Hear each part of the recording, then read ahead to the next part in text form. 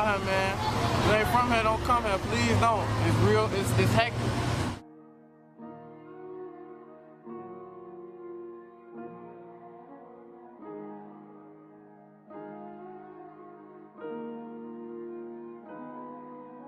Le quartier le plus dangereux de Chicago se trouve à Englewood, sur Southside King Drive. Nous parlons du quartier où Michelle Obama a vécu. Aujourd'hui, on l'appelle le quartier O. On l'appelle ainsi depuis que le Chicago Drill a explosé et que des rappeurs comme Chief Keef ont fait connaître ce nom dans le monde entier. On peut y croiser à tout moment des jeunes hommes vêtus de sweats à capuche et de pantalons larges. Et les étrangers sont immédiatement reconnus et chassés. C'est pourquoi il n'y a pas beaucoup de photos du quartier, à moins qu'elles ne soient filmées par les gangs eux-mêmes. Les caméras de surveillance, que l'on trouve à presque chaque coin de rue, se chargent de filmer. Mais les gangs voient tout de suite où les caméras ne sont pas braquées et continuent simplement leurs affaires là où elles ne sont pas. Le nom O-Block a été donné au quartier par les gangs après que le jeune Odi Perry, âgé de 20 ans, y a été abattu par balle le 10 août 2011. Il a été touché à la nuque et est décédé à l'hôpital. Il était un très bon ami de Chief Keef, Lil Durk, Lil Reese et de nombreux autres rappeurs qui l'ont ensuite immortalisé dans des chansons et ont nommé le quartier O-Block en son honneur.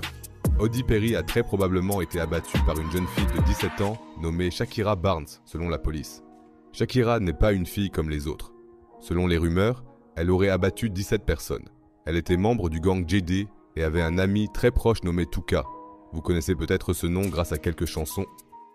Smoking on a Tuka pack, flame me up with wood, Tuka smelling good. Take a Tuka blunt. I'm tired of smelling Tuka in Lamar. That's fucking Tuka. All I smoke is Tuka. Tuka, bitch. I'm smoking Tuka. Tuka pack. Tuka. Smoking Tuka blunt. Tuka a été assassiné par un gang rival en 2011 et le meurtrier présumé de Tuka était, vous l'avez deviné, Odi Perry. Pour honorer Tuka, ils ont ensuite nommé leur quartier Tukaville et à partir de ce moment, Shakira était en quête de vengeance. Cela a conduit au meurtre d'Odi Perry. Shakira a ensuite été tuée à son tour, peu de temps après, dans un acte de vengeance. Et c'est ainsi que les choses se passent tous les jours. Depuis qu'Odi Perry a été abattu, c'est une véritable guerre des gangs qui a éclaté.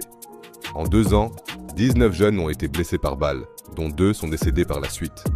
Le Chicago Sun-Times a analysé toutes les données sur 3 ans et a conclu que le quartier O a été le plus dangereux de tout Chicago entre 2011 et 2014.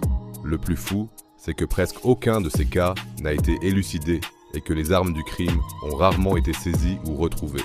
Il faut que vous vous mettiez ça dans la tête.